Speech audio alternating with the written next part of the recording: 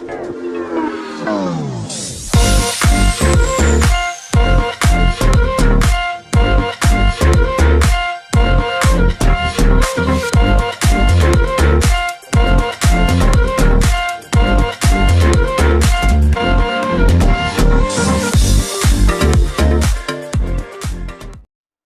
sejahtera Malaysia, tuan-tuan dan puan-puan. Setelah Muhyiddin Yassin yang telah menyelesaikan apa yang patut diselesaikan berkenaan dengan keterangan Presiden Bersatu setelah beliau dipanggil di Ibu Pejabat SPRM. Ramai yang tertanya-tanya, adakah SPRM hanya mengikut arahan daripada kerajaan setelah beberapa pemimpin daripada parti Bersatu yang melihat SPRM menekan Muhyiddin Yassin dan menekan beberapa pemimpin di dalam Bersatu berkaitan dengan beberapa situasi yang menyebabkan mereka terpalit rasuah.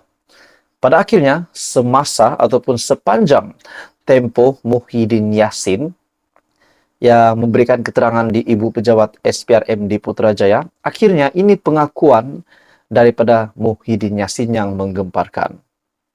Pegawai SPRM, menurut Muhyiddin, Pegawai Suruhanjaya Pencegahan Rasuah Malaysia, tidak menekan saya.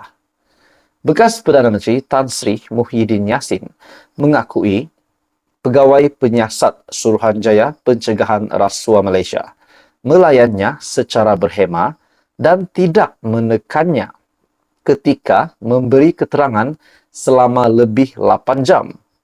Presiden Bersatu berkata, tempoh penahanannya berlangsung dengan agak lama disebabkan banyak perkara yang perlu diperiksa dan memakan masa.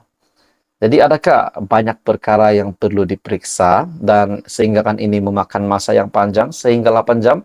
Adalah berkenaan dengan isu Janawibawa ataupun isu RM92.5 bilion ataupun apa sajalah yang berkait.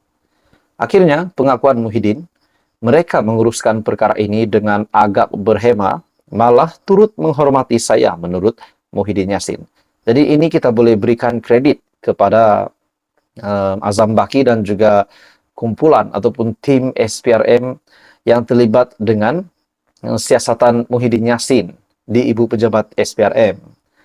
Menurut Muhyiddin lagi, tetapi tiada tekanan yang diberikan pegawai penyiasat dan saya amat menghargai cara SPRM menyiasat dan menjalankan pemeriksaan. SPRM juga mengesahkan Muhyiddin ditahan pada jam 1 tengah hari di Ibu Pejabat SPRM Putrajaya selepas beliau hadir untuk dirakam percakapan bagi melengkapkan proses siasatan akhir berhubung projek Janawibawa dan isu berkaitan. Dalam satu kenyataan juga, SPRM juga mengesahkan badan itu sudah mendapat izin mendakwah daripada pejabat pegawai negara bagi menuduh Muhyiddin di Mahkamah Kuala Lumpur. Jadi saudara-saudara, itu adalah pengakuan besar daripada Muhyiddin Yassin di mana pegawai SPRM tidak menekan Muhyiddin Yassin. Apa komen Anda? Teruskan bersama di dalam channel ini. Jangan lupa tekan butang like, share, dan subscribe. Teruskan bersama di dalam channel ini untuk perkembangan yang seterusnya. Hai semua, selamat datang ke channel Fels Lifestyle. Saudara-saudara, tuan-tuan, dan puan-puan. Hangat beberapa hari ini berkaitan dengan Muhyiddin Yassin.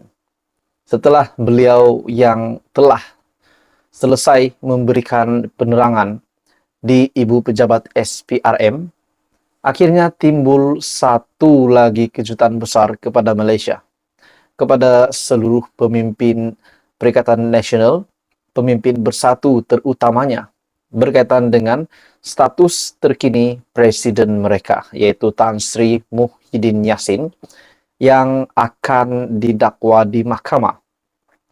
Muhyiddin Yassin setelah disahkan didakwa di mahkamah, akhirnya banyak suara rakyat Malaysia netizen, mungkin yang bukan mengundi PN, yang bukan mengundi Muhyiddin Yassin, berkata, patutkah Muhyiddin Yassin meletakkan jawatan? rekan-rekan saya bercerita dengan beberapa rekan, mereka juga kata, patutkah Muhyiddin letak jawatan? Patutkah Presiden Bersatu meletakkan jawatan setelah status beliau kini yang dihadapkan ke mahkamah? Setelah 8 jam memberikan keterangan kepada SPRM, akhirnya saudara-saudara, tuan-tuan dan puan-puan, Muhyiddin Yassin sah didakwa di mahkamah. Dalam pada itu, banyak yang bertanya, Muhyiddin Yassin didakwa karena apa? Akhirnya beberapa artikel di media yang mengaitkan Muhyiddin berdepan 6 tuduhan salah guna kuasa, pengubahan uang haram. Jadi saudara-saudara, berkaitan dengan persoalan adakah Muhyiddin Yassin akan meletak jawatan? Apa komen Anda? Adakah Anda setuju Muhyiddin Yassin meletakkan jawatan ataupun beliau perlu tetap menjadi Presiden Bersatu walaupun dalam keadaan kini Presiden Bersatu yang sedang didakwa mahkamah? Bagaimana pula dengan pengikut-pengikut Muhyiddin Yassin dan juga Perikatan Nasional? Oke, saudara-saudara, sebelum saya meneruskan isu hangat ini, saya meminta jasa baik Anda untuk bantu channel ini dengan menekan butang like. Anda dipersilakan untuk share video ini dan tekan butang subscribe. Menurut satu artikel, Muhyiddin letak jawatan Presiden Bersatu, tanda tanya, dan akhirnya tampil seorang pemimpin yang bersuara berkaitan dengan status terkini Muhyiddin Yassin di dalam parti PPBM. Muhyiddin letak jawatan Presiden Bersatu, ini adalah penjelasan daripada Ketua Penerangan Bersatu.